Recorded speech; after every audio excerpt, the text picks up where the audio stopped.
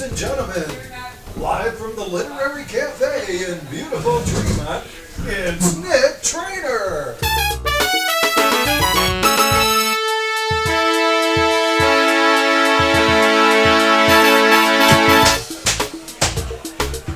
How you doing?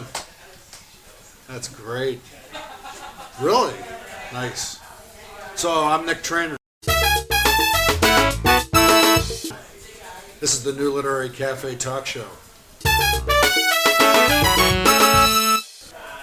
Sorry, but it's the way it is. We're gonna have a good time tonight.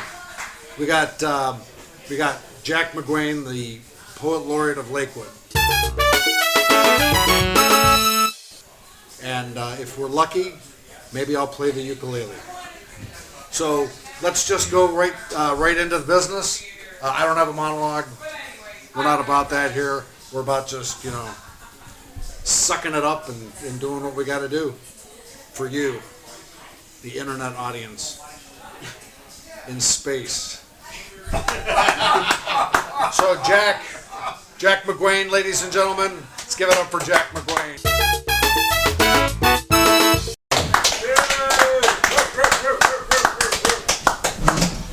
All right, you promised not to ask me anything hard, right? No, nothing hard. Do you know calculus? What? What? What did you say? No, I never met him. Is he a poet? He's a tall guy. Tall guy? Tall guy, dark hair. He's English. And he does not like 80s music. Oh, well. There's a lot of 80s music playing in the background right now, but yeah. It works okay. No, I never met him. I don't know him at all. Sorry. Well, who are some people that you've met? You. And Steve. And that's it. These two guys over here, I met them. It's a lonely life. Yeah, it is. People, me and Steve. Yeah. So you live in Lakewood? Yes, I do. Where at in Lakewood? Like east side of Lakewood, west side of Lakewood? Sort of in the middle. Right. Near St. Ed's. Oh, okay. Not bad. You go downtown much? A lot. All right. I go to school at Cleveland State. Oh, okay. No, downtown Lakewood. Oh, oh. Yeah. I go through there downtown a lot. Cleveland. I go through a lot. Right. There's a couple big buildings downtown Lakewood, big like brown. I used to work in one of them. I used to work in the biggest one down there, the big white building. Right. I had an office on the 7th or 8th floor, but they raised the rent, so we moved out. What were you doing there?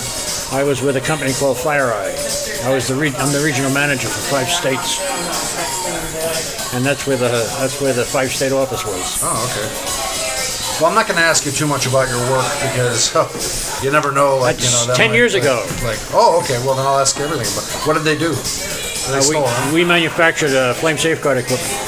All right. For boilers, large boilers and burners, keep them from blowing up. That's wow. Like you ever experience a what do they call that? A dry steam leak? Oh yeah, in the Navy, I almost got killed by it. We had superheated steam, and you can't even see it. You can hear it, but you can't see it. Right. And you don't want to get anywhere near it. But I haven't seen any of that since then. Right. I hear if you're going by a dry steam leak, like let's say you're in the boilers in a ship, you can walk through a dry steam leak and it'll cut your leg off, and you won't even feel it because it'll cauterize your leg because it's so hot. Yep. It'll just be like you're walking, and then all of a sudden you're boom down on the ground, and you're trying to figure it out. No, you don't have a leg. That's true. Did you know anybody that ever happened to? No, I don't. That's good. So, well, go ahead. I was just going to say we had one. I was on the carrier, CB-33 Kearsarge, and we had a dry steam leak in one of the boiler rooms when I was on duty, but we heard it. So everybody kind of froze until we tried to locate it and find out where it was, what it was doing, and after a while it condenses on surfaces. Then you can see where it's coming from. I thought you would have pigeons that you'd throw around the room, and eventually one of them would get hit, and it'd be all over. No, they weren't allowed aboard ship. Too messy. Besides this, some of those sailors would eat them if we had them there. Yeah, they shed a lot. Pigeons. You ever accidentally? Sailors. Yeah. You ever accidentally step in shit? Not dog shit. No, not me. No, never. I don't do things like that. Well, let's get into the nitty gritty. The nitty gritty. So you are the poet laureate of Lakewood, Yes, I am. and you've read at the Literary Cafe poetry readings. Yes, I have. For I think the entire 2 years that they've been around. Yeah, I think I was the first one on this latest cycle, Right. and I've been coming ever since. What do you think of that Nick Trinkler guy? I hear he's kind of a prick. Nick who? Nick Trinkler. Trinkler. Who is He's that? the host of those things. Oh, that guy. Yeah. I hear he's kind of a loudmouth. Yeah, and he's usually drunk too. Son of a bitch. Fucking bastard. You know, people shouldn't get drunk and read poetry. Not at poetry reading. No. Definitely not. There has to be like a. I mean, you have almost like a Keats and Shelley like reverence for poetry reading. Well, I've always said that. Yes. Yeah. In fact, you used to call me Keats. In the Navy. No. Admiral Keats. Admiral Keats. There's a joke going around in here about Keats, and I can't get it out. I'm sorry. Maybe it'll come out later. Keats and a seal were walking down the hall. There was a dry steam leak, and it took off Keats's ear, and then he wrote a poem about it. And then he died from tuberculosis. That's the greatest punchline. So, poetry. When did you start writing poetry? 8 years ago, after I retired from Fire Eye. Right. Because I never had time until then. It was always too damn busy, something going on. But then I decided to start studying it at Cleveland State, and I've been doing that ever since. Now, were you reading a lot of poetry before you were studying at Cleveland I used to read, not a lot. I always enjoyed reading poetry, yeah.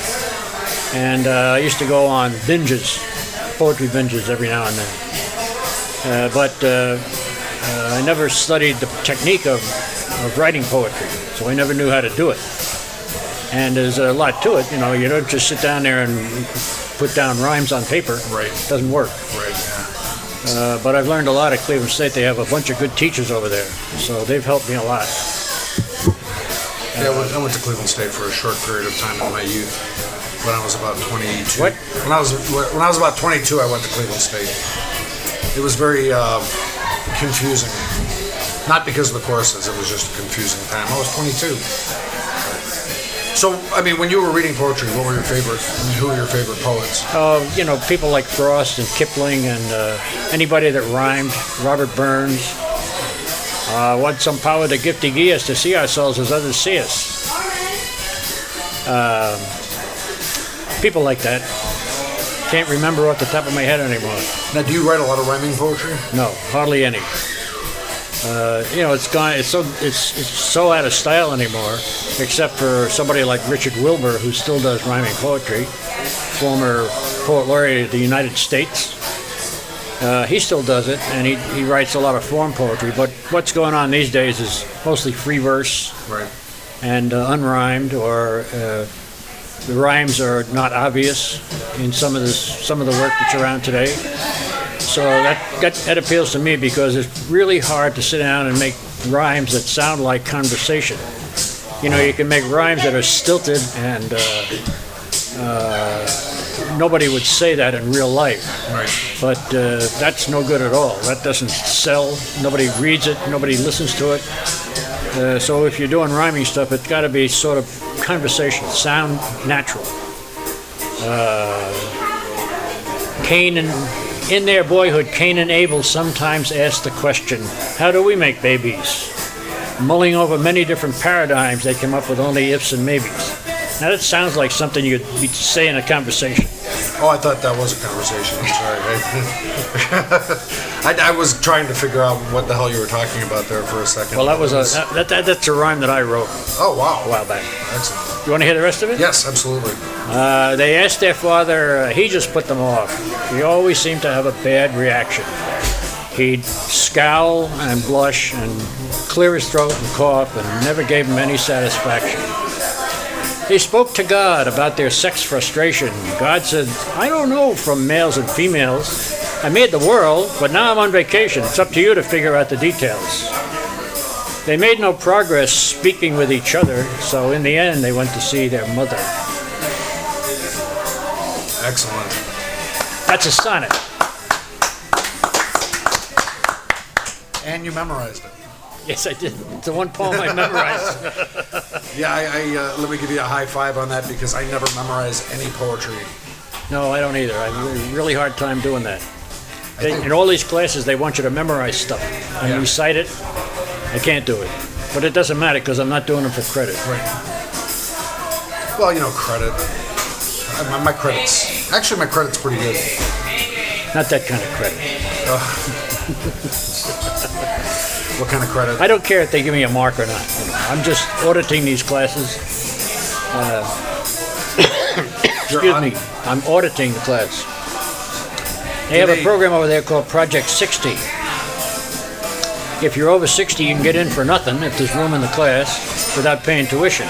Okay. But you don't get credit for the course. You just get a, if the teacher likes you, he gives you an A. Says, oh, you got an A in this course.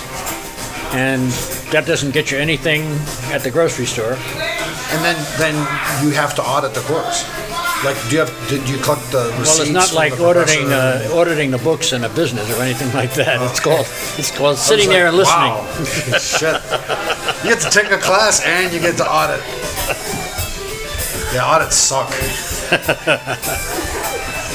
You got to be a CPA to do that. Yeah, it depends. I think there are creative auditing, like there's like maybe there's a lot of creative audits. A lot of creative auditing going on, yeah. And especially in the government downtown and what's the name of this place? Cleveland City Hall. Right. A lot of creative auditing going on down there. Who's the president of Cleveland right now? The president is Jackman. Hugh Jackman, yes. And his, I think, who's his vice president? It's Donald Fagen, I think. Fagen? Yeah, he used to be in Steely Dan.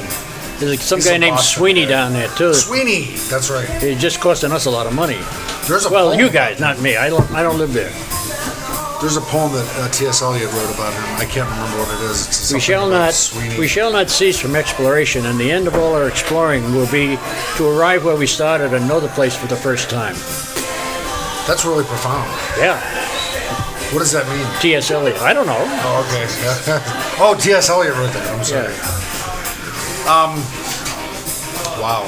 So, I mean, you read a lot. I mean, and you've memorized some T.S. Eliot. I mean, I think the only thing I remember of T.S. Eliot's is, like, get that whore out of this house right now, or something like that. He was drunk with Ezra Pound, and I think he was a bishop or something, and I think Ezra Pound brought a hooker into the house, and he had to yell at Ezra Pound. And Ezra Pound was a bastard. What do you think of Ezra Pound? Ezra Pound was a good editor because he got T.S. Eliot on the map. Right. A lot of Eliot's stuff was filtered through Pound. Right. And I like Pound stuff also. But again, these guys are old. Oh, yeah. Not like me. I mean, really old. Yeah. I'm only 80. For 3 years out of Keyworth his time, he strove to resuscitate the dead art of poetry. To something with the sublime in the old sense, but that was wrong from the start. Yes. No, hardly, but whatever. That's the only thing I know is like the first section of that poem, and then that's it. I like Eliot's poetry. I don't much like his plays. Right. But I think Eliot was a good writer in his day. A lot of people don't like him, but he's sort of in the forefront of the modern poetry milieu, or whatever you call it. Right. He was a sharp dresser, too. Yeah. He's from Missouri, wasn't he? He was born in Missouri, but he lived in England all his life. Right. You think he was running from the law? Probably. Yeah, that frontier law down in Missouri. There. Probably an audit. Yeah. Well, he was the guy in 12 O'Clock High. He had to get out of town. Right. And then I think they dunked him in water. Yes. You like tapioca? Oh, I love tapioca. Really? Yeah. What is tapioca? It's like a pudding. It has like little beads in it, like little like. I think they're made out of gelatin. I'm just saying I like it. Try to make it easy for you. I don't. Yeah, if you don't like it, then you don't like it. I don't even know what that is. It's kind of difficult to eat. I think it's Chinese. Anyway, you brought some poetry. Yes, I did. To read, and so you feel like reading some poetry Right now? right now? Well, it's over there. Well, Steve will go get it for you. Ladies and gentlemen, this is Steve. Yay! Thanks, Steve. You're welcome. Did I get paid for this? Here's the manuscript for my new book called Sleeping with My Socks. Do you sleep in your socks? I do. Do you? I insist on it. I just thought like I sleep with my socks, but they're not on me. They're just on the bed because I never. That's how this poem started out. Right. I found a pair of socks in bed with me one morning when I woke up. But I keep my socks on at night because my feet get cold. Or Sometimes I wear a my hat. other thing gets cold too.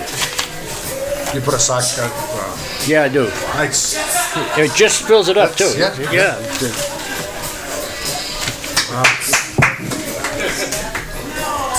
And now for the blank Makes me page. nervous. Oh, go ahead. Sorry. All right. So Jack McGuane. The title of this poem is "And Now for the Blank Page."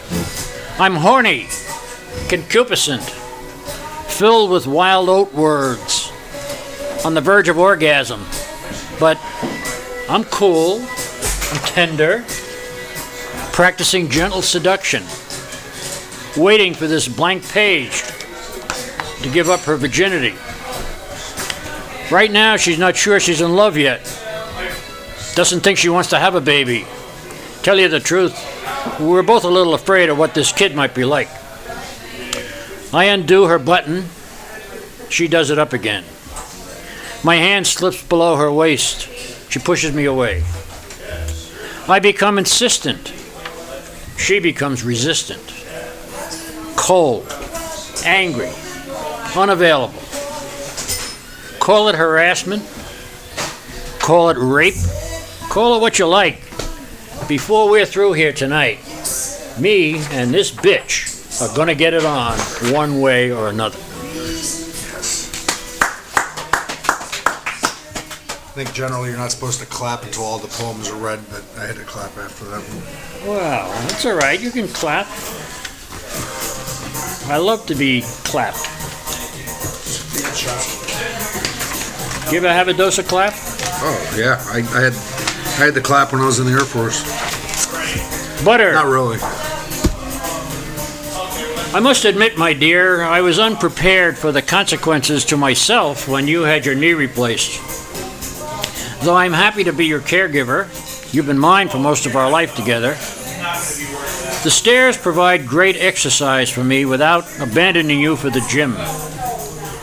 30 trips is as good as a flat mile any day, not to mention 8 or 10 times up and down the basement.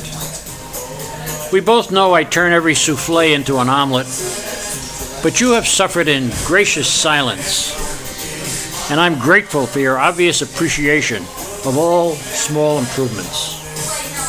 But about the butter. Tuesday, you said, please put a little more on the toast. Wednesday, you said, oh no, this is too much. Thursday, I put it on the side and you said, do you remember what you said on Thursday?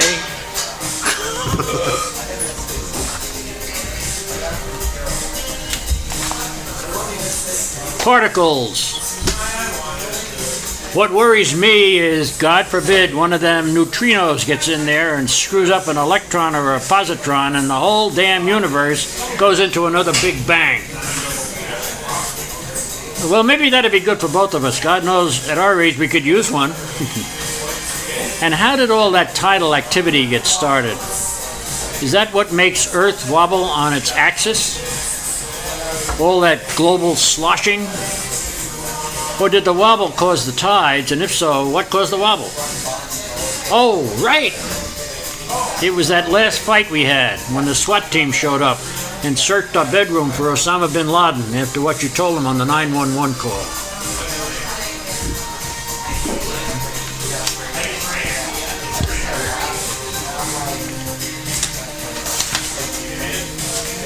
Oh, that's a long one. You don't want a 4-page poem, do you?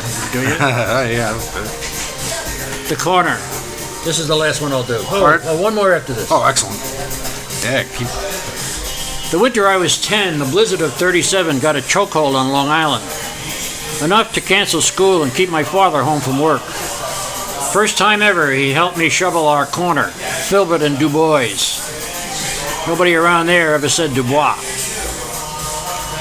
It was paradise for kids with sleds, belly flopping, dodging cars, hitching rides, until late afternoon when Jimmy Montgomery slid under the wheels of the UPS wagon as it came around the corner.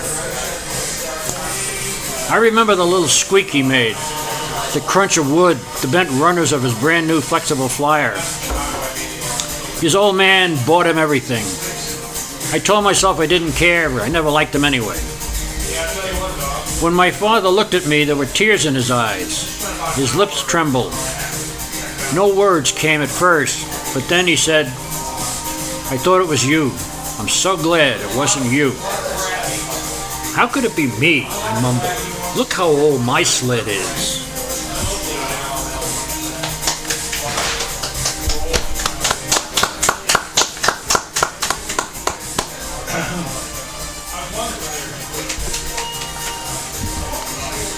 And the last poem is called Sleeping with My Socks. It has an epigraph, which is a passage from somebody else's poem. It goes like this. That's when I saw the old maple, one arm reclining half rotted into earth. That's a line from a poem called Walking in the Woods by Grace Paley.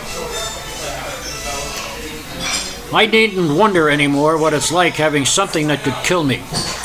Sometimes I feel worse than the old broken tree in Grace Paley's poem, hanging on by the tips of my branches. But it's true what she said. If you've liked life, you do it. My favorite movie right now is Wit, a literary woman dying of cancer. But there's a little hope. John Donne taught her that death is a comma between life and life everlasting. This tumor jerked me out of my watchtower on the mountaintop and flung me down in the flatlands, where pretensions are quickly scraped away. Now that I'm here, Donne's comma seems more like a question mark, and little things count more than ever, like anchovies in my salad and sleeping with my socks. Excellent. How come I don't have any water? Well, I'd give you mine, but you don't know where it's been. Well, it's been here, but... Well, Jack, thank you very much. I don't know if you want to talk some more, we could talk some more, or I could get out my ukulele and play my ukulele. Hey, why don't you play the ukulele and I'll sing? There we go. You know, I don't know any songs. Eyes of Blue? No. 5'2", Eyes of Blue? No. You don't know that I song? don't know any songs. That's the only song you ever play on a ukulele. It's 5'2" for crying out loud. I know a set of chords that make up some ridiculous, tunes, and then I just scat to them. I see. Well, I'll leave you to your ukulele then. Well, you can sing along with If me. you don't know my songs,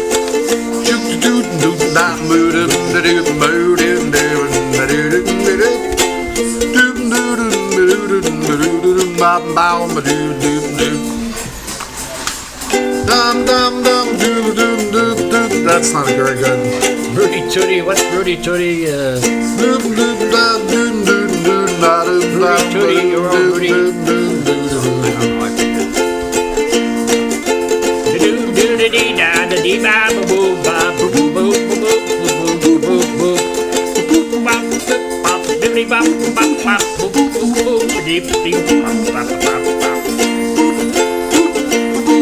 You only know 2 chords. That's pretty much it. It's the punk ukulele.